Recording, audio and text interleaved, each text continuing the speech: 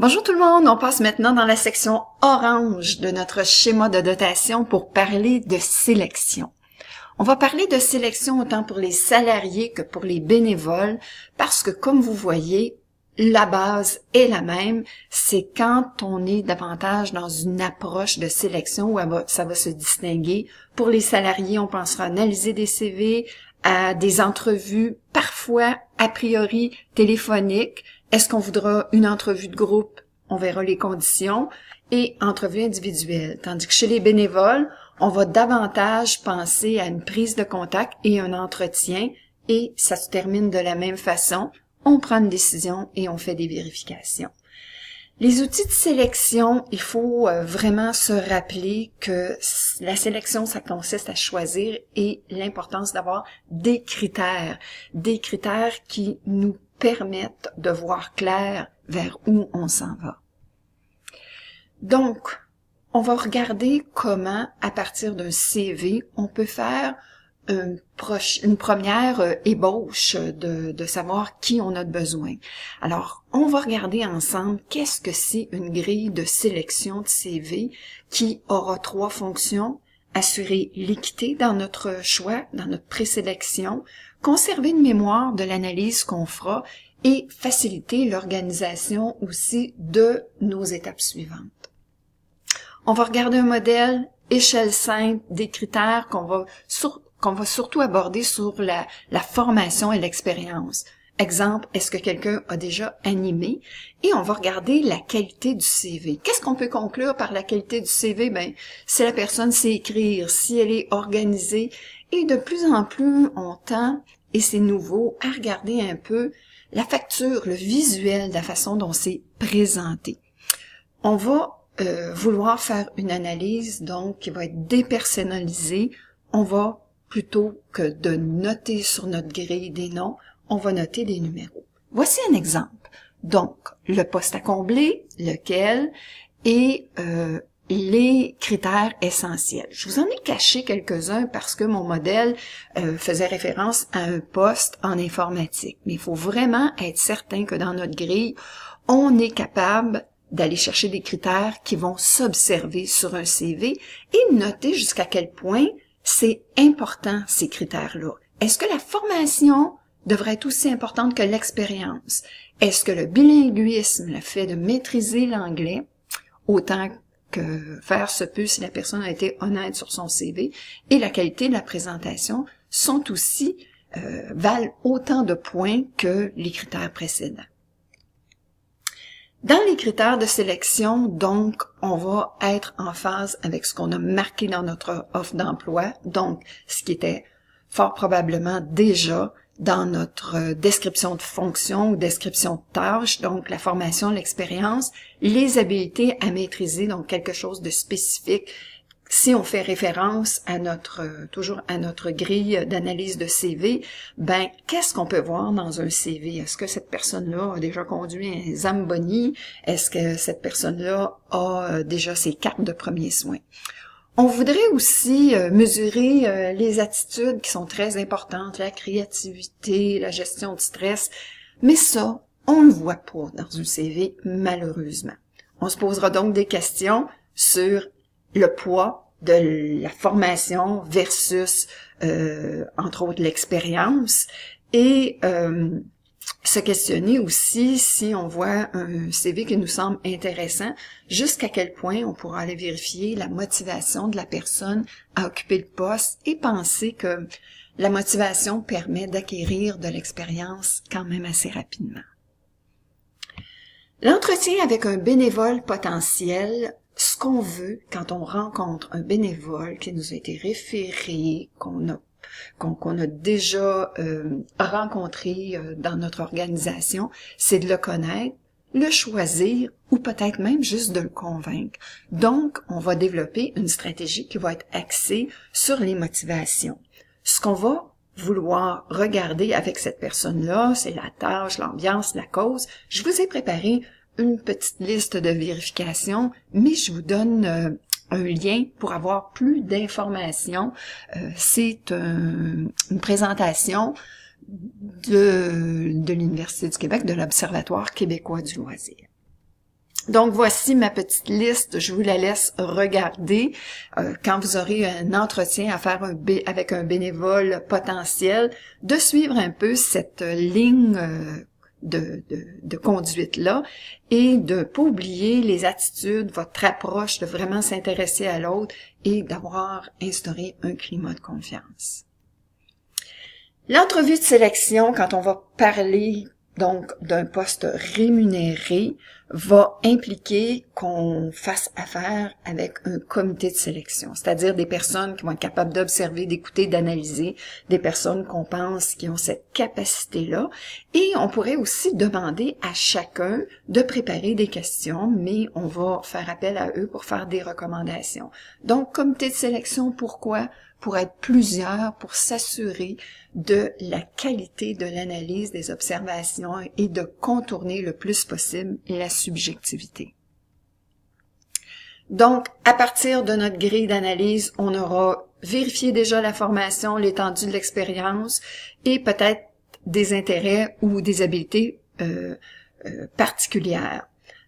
Ceux qu'on va inviter en entrevue, on va vouloir mesurer dans quelle mesure ils sont capables de répondre à nos exigences, qu'ils sont capables d'assumer les responsabilités liées à la fonction, responsabilités et tâches, et comment ils vont occuper une place dans l'organisation.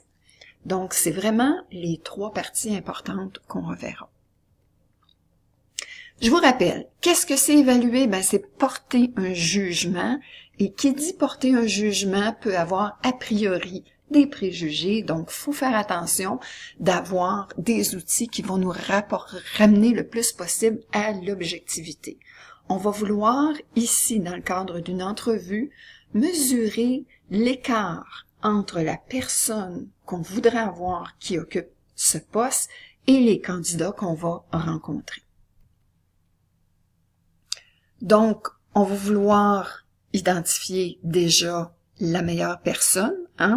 On a déjà, à travers notre liste d'analyse de CV, ressorti peut-être une dizaine de candidats intéressants pour les appeler en entrevue et par ordre de priorité. À partir du moment où on en a 5 ou 7, on se dit qu'on a notre bassin intéressant pour faire une entrevue et avoir un choix.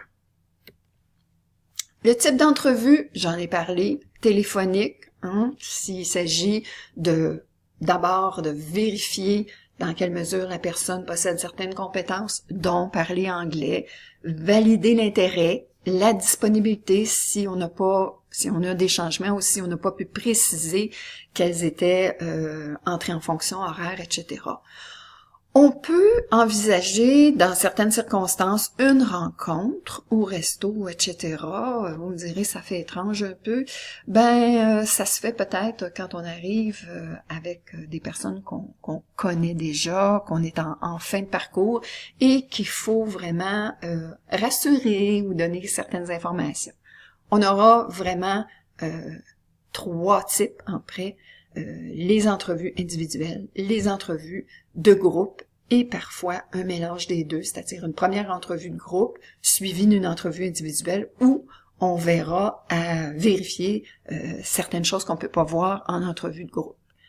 On est à un ère où la technologie prend aussi sa place, des gens qui ne se déplaceront pas pour toutes sortes de raisons, peut-être parce qu'ils viennent de loin, pour une entrevue de 45 minutes, alors ça pourrait se faire par vidéoconférence. On a donc fait attention à respecter qu'on a un bon lieu, qu'on a suffisamment de temps pour faire de l'évaluation, pour faire des entrevues. On a les mêmes bases, les mêmes critères, on va poser les mêmes questions et dans nos critères, on fera vraiment attention de bien formuler ceux-ci en disant, c'est vraiment une affirmation. Est-ce que cette personne-là possède la formation adéquate? On l'a vu en CV. Est-ce qu'elle a déjà géré un budget? Peut-être que c'est vu sur le CV, mais peut-être pas. Alors, à ce moment-là, faudra poser les questions. Est-ce que cette personne-là peut animer des groupes d'enfants de 5 à 6 ans? On verra ça en entrevue. Et est-ce que cette personne-là peut bien travailler en équipe? Une question d'attitude, une question de comportement, et on verra comment on peut le mesurer. Donc, on a notre comité, on a notre local, on a convoqué les candidats, on a déjà notre grille qui va assurer l'équité, conserver la mémoire, faciliter l'organisation, je vous le répète. L'entrevue individuelle proprement dite, on va vouloir avoir une grille qui va nous permettre une analyse transversale dans laquelle on va avoir analysé, on va avoir identifié donc le poste, le nom de la personne. On va avoir mis nos questions, mises en situation, une échelle d'appréciation, de l'espace pour des commentaires et aussi d'avoir un espace qui nous permet d'avoir une vision rapide de la conclusion, de la synthèse donc de cette entrevue-là. Deux visions de l'entrevue. Traditionnelle qui perd beaucoup de millage, là, je vais davantage vous amener vers les nouvelles tendances. Nouvelle tendance qui nous met dans une situation réelle et qui permet l'analyse. Donc, on va vraiment vouloir connaître la personne. On va y aller sur sa vision, donc plus dans décrivez-moi une situation où vous avez déjà eu à gérer un budget, plus que une question plus hypothétique, qui serait une question quelle est la bonne façon de gérer un budget à laquelle tout le monde peut se préparer et qui revient vraiment à une notion théorique. La personne, jusqu'à quel point elle est capable de l'appliquer, c'est ce qu'on veut savoir. Donc, je vous présente ici un déroulement type, validation des informations, OK, alors on reçoit la personne, les présentations d'usage, on parle de ses motivations, OK, comment le poste s'inscrit dans sa carrière, est-ce que cette personne-là connaît la fonction, son intérêt pour les tâches, qu'est-ce qu'elle recherche comme défi. Ensuite, on va rentrer davantage dans la validation des compétences, donc ses capacités à accomplir des tâches, à assumer les responsabilités et aussi à faire face à certaines situations particulières. Alors là, qu'est-ce qui est important dans le poste auquel on fait référence? Le leadership, le jugement, l'autonomie, l'initiative, le sens des responsabilités, les relations interpersonnelles. Et j'en passe, là. Donc, toutes les attitudes qui sont importantes pour bien faire ce travail-là. On va laisser une place aussi en fin d'entrevue pour essayer de voir comment cette personne-là va interagir avec l'équipe. Est-ce que cette personne-là arrive avec une attitude complémentaire, des comportements, une personnalité, un caractère qui est complémentaire, qui va bien s'ajuster dans notre équipe de travail? Est-ce que cette personne-là embrasse nos valeurs? Est-ce qu'elle va être à l'aise à fonctionner avec nos politiques organisationnelles? On a 3 stratégies. Alors, l'intervieweur peut décider d'être sympathique, confrontant ou détaché, c'est-à-dire davantage observateur.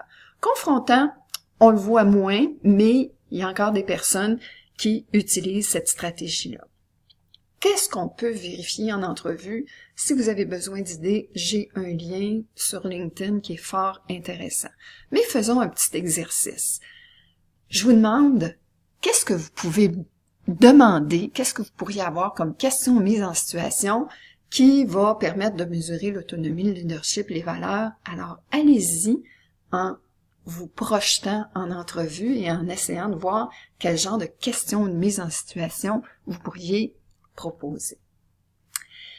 Alors, qu'est-ce qui sont les bonnes questions? Des questions ouvertes, des questions qui font référence à l'expérience, qui sont centrées sur comment, pourquoi agir et qui vont permettre au candidat de vraiment se projeter dans la situation. Il pourra pas s'y préparer tellement d'avance, mais il devra réfléchir, expliquer, justifier et aussi il va avoir l'opportunité de démontrer son savoir-faire.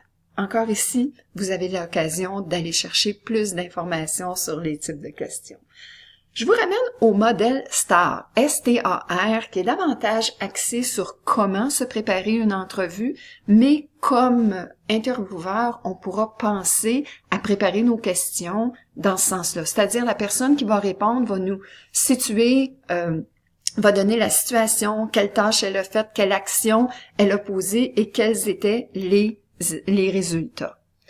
L'entrevue de groupe, on y reviendra, mais sachez tout de suite que ce qu'on va surtout regarder, c'est la personnalité d'un candidat et sa façon d'interagir. Il y a une portée limitée dans l'entrevue de groupe.